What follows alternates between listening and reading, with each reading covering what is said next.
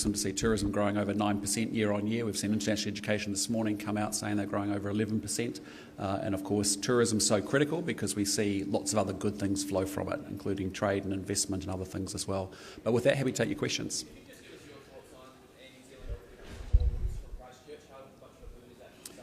It's a massive boom for the South Island. Obviously, Christchurch is pumping. It's doing incredibly well. It's got amazing infrastructure and there's lots of activity happening in Christchurch. But when you think about growth into to Singapore, which is our Southeast Asian hub, certainly into Tokyo, which is our Northeast Asian hub, and then into Perth, which gives you much better access into Europe, that's all really good for both visitors coming in and out of the country, but importantly also freight and cargo.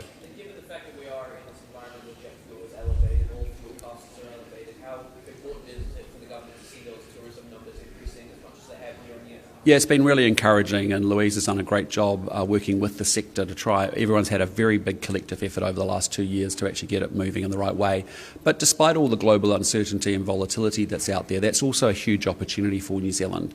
You know, when I've been out on the floor today, the number of Indian visitors that are coming down here, the number of American visitors, the Australian visitors that are coming across, of course not having to go through the Middle East and into Europe. So, yeah, I think there's a real opportunity for us to position New Zealand as a safe haven, a place of great safety and stability, and an awesome fun time while you're here. Two of those new routes are quite long haul. Do you think that's feasible given what's going on with jet fuel at the moment? Yeah, look, I mean, there's no problem with the supply of jet fuel around the world. You've seen that happen in Europe this morning as well. They've said that there's no issue with supply. It's just the fact that it's a high price and a high cost. That has to be reflected in some of the airlines' decisions around the world. But just remember, there's 195 countries out there. They're all dealing with the same crisis that we're dealing with. And the question is, and what we want to do is make sure we deal with it better than anybody else. And so, no, we're keeping our foot flat on the accelerator, making sure that we get as many tourists here as we possibly can. You're seeing that with the growth in numbers. And of course, every tourist we get here, that creates a job and an opportunity here in New Zealand. Just look at what's been happening in Raglan this week. It's been awesome to see 10 to 20 million eyeballs on a surfing event in Raglan, New Zealand, which has been brilliant.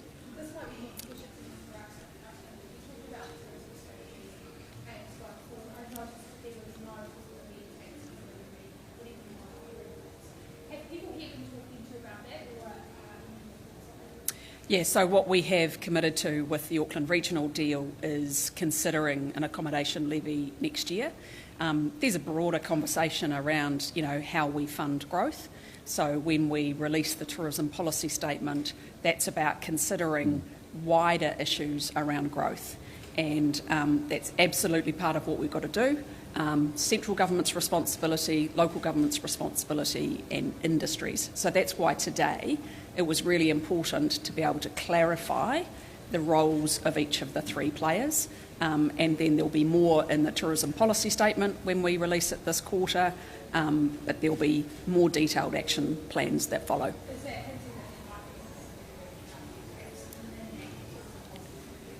No, we have committed through the regional deal that we will consider it next year, and I think it's really important that we do that carefully and properly.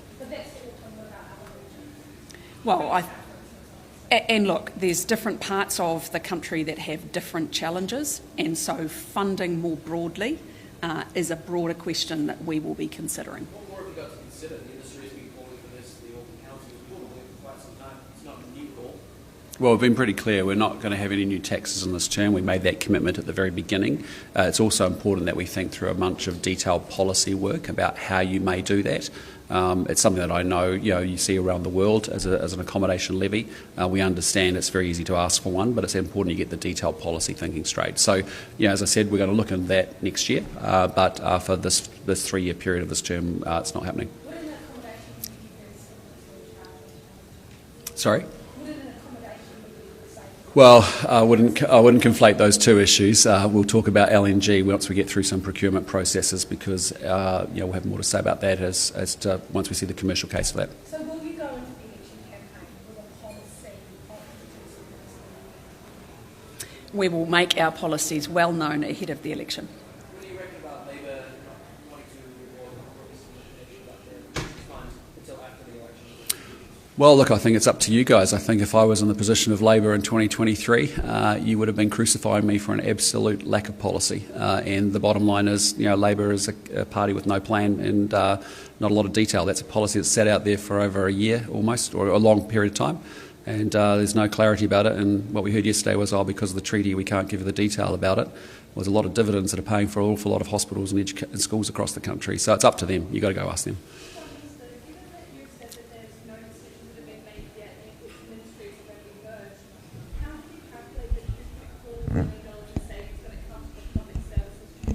Yeah, look, if I can just step back a little bit, what we're wanting to say is we've got incredible public servants in New Zealand, but after 30 to 40 years, the system of the public service has built up just to a huge amount of number of agencies. We need to, one, streamline the agencies, as we see in other parts of the world with a similar population size to us. The second thing is we want a much more technology-enabled public service. Why?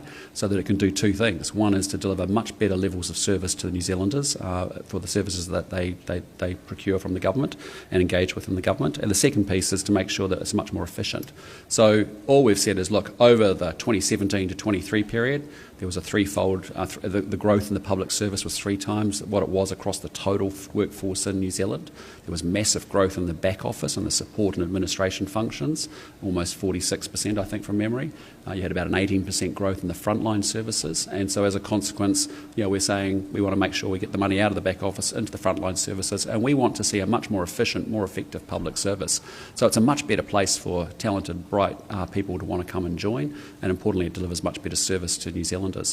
If I just take you through some of the examples, think about our healthcare system and how technology applied into our healthcare system can actually help patients get faster treatment, better treatment, and we can actually see more patients. Think about the procurement exercises if you're trying to get a resource consent. Think about when you want to go get a mortgage for a house, you've actually got to get proof of identity, proof of income. Technology can make all of those things so much quicker, so much simpler, and that's really the opportunity that sits there.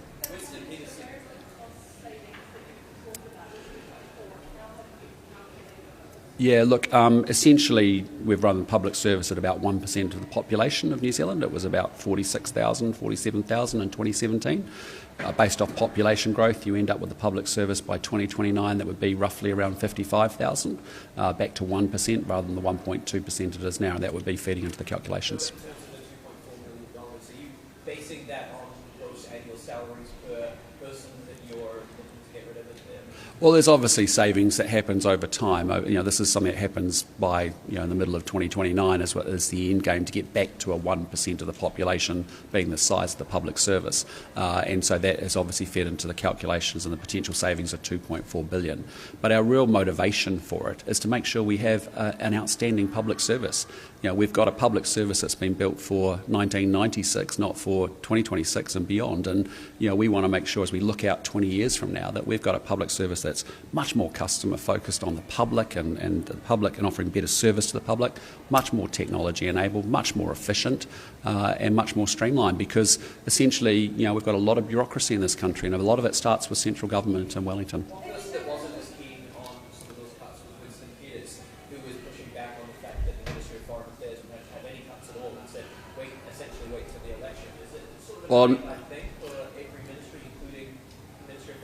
Well, look, I'm not going into specific departments. We've talked about frontline services that we need to make sure not, we work our way through the savings exercises as we've done right from the beginning.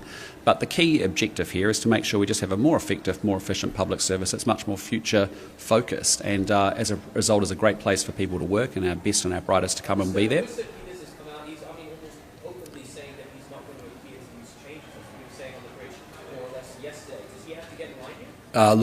We go the budget process. As you know, we've generated huge amounts of savings across all different government agencies. We continue to do so. All ministers sign up to the budget. That's what they deliver.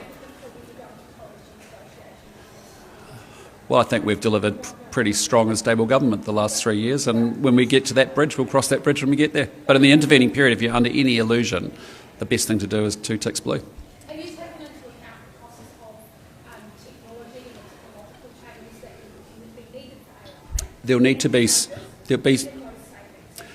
Yeah, look, the government spends a huge amount of money on digital IT at the moment, billions of dollars, and there's lots of different ways we think that we can approach that quite differently. And it's about not how much you spend, it's about what you do with the money that you spend, as it is always in government spending. So, for us, it's just a huge opportunity to say, imagine a future state in 2040 of what you want the public service to look like. We want it to be really dynamic, we want it to be really efficient, we want it to be really effective, we want to make sure that it's delivering better services to the public, and part of that is streamline, adopt technology, and make sure it's fit for purpose.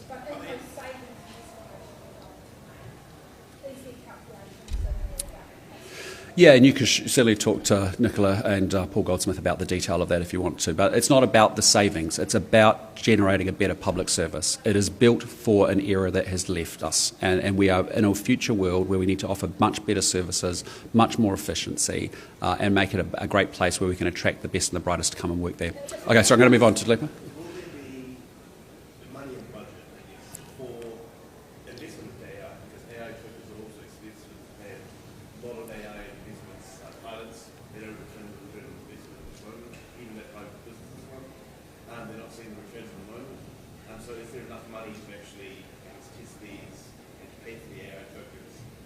With respect to public services, or? No, the vision is we want significant service-led organisations that are much more technology-enabled and much more service-oriented. That's what the vision here is around the public service. With respect to the adoption of technology and AI, we know that's got huge benefits in the private sector, and the private sector is well ahead of the government in using the AI tools in particular, and that's a huge opportunity. Just think about, we're never going to be the leaders in AI, but what I want New Zealand to be is one of the leaders in the application of AI into government services, because when you start to think about a 32-year-old mum that's trying to work out her entitlements and whether she can get eyeglasses for the 9-year-old, and at the moment she's going around lots of different government agencies trying to work out what that entitlement is. In the modern world in 2026, you don't work that way. We know that out there in the private sector, how it's so different from what we experience inside government. But equally, I see governments around the world that have actually, digitalised their government and obviously been able to deliver much better service as a consequence to the public. And so for us, it's about, let's make sure it's more effective, much better service. Let's make sure it's much more efficient. Let's streamline it after 30 to 40 years. Because we've always run government that way doesn't mean we should keep running it that way. We've got to acknowledge that we're in a different system, and something that worked for us 30 years ago isn't going to work for us in 20 years' time.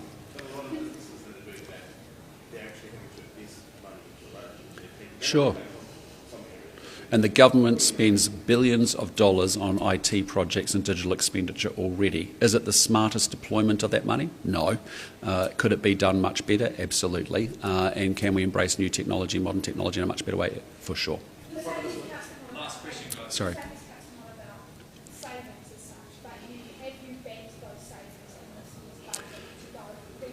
Well, that's what the announcement was about yesterday, was acknowledging that we're on a path to 2029 where we actually will have savings in the public service. But that's not the primary motivation. The primary motivation is that you can't have a public service that under Labour grew 3 times faster than the population, the workforce of New Zealand, period.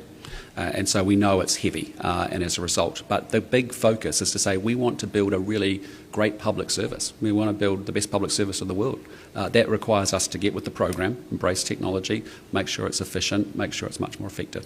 Okay, team. Yep. Sorry, do you have some questions on tourism or anything else? This event today is largely about New Zealand and participation in international tourism. Yep. What is your vision for it? Look, in a world of great volatility and uncertainty, there's no better place than New Zealand. This is a place that has got everything you need. There's so much that you can do here. You can come here, it's stable, it's safe. The most important thing is we've got incredible scenery, we've got great attractions, but we've got the best people. And when you go talk to tourists when they leave New Zealand and they jump on those planes and head home, 9 out of 10 of them say it's the people that made the difference. And that's really what's quite special. And with the new flights to Christchurch, are you concerned there's some tourist flights that are on that flight? No, it's an and. We've got airlines adding a lot of capacity into Auckland and other parts of New Zealand. We want growth, as I've said before, and that's all about doing as much as we can to accelerate every opportunity. We want to be positively energised by growth, and that's what this is about. Sorry. Yeah, look, I mean, you've seen actually spend from tourists versus the volumes actually, has been developing very well. But for us, Louise has done a great job of making sure we try and build back to the position we had in tourism before COVID. We've been slow coming out of COVID. We know we were one of the slowest countries, and so we're catching up very quickly. And it's been really good to see we're at sort of 92-93% of where we were on visitors. Okay. Last question, yep. Do you think that our tourism workforce can support that growth?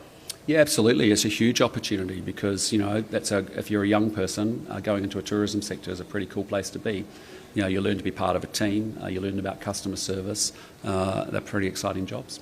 Okay, team. Excellent. International buyers yesterday. Yep. They're diverting their customers away from Queenstown. What's your response to that sort of reaction to what they see were congestion and pricing issues in Queenstown? Yeah, look, what we really want to see is tourists in every part of New Zealand, and New Zealand's got a lot to offer across all the regions. Just go downstairs, walk around the area, you'll see each of the sub-regions of New Zealand have quite different propositions, and so there's lots of opportunities for us to push tourists into all parts of the country, and that's what we'll keep doing. Okay, team, better go. Thanks so much, guys.